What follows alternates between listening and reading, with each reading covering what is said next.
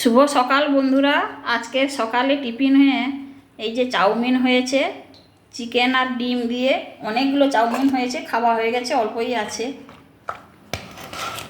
মানে আমি খাইনি, কিন্তু তোমাদের আগে দেখাই, তোমাদের খাইয়ে তারপরে আমি খাবো। এই যে চিকেন আর এই যে ডিম, অনেক চিকেন আছে।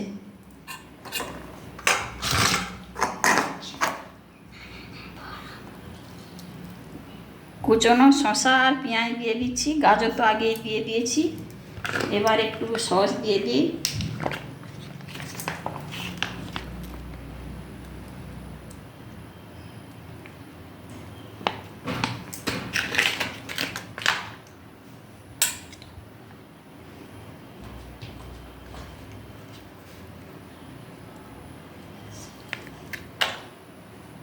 এই যে চিকেনের টুকরো,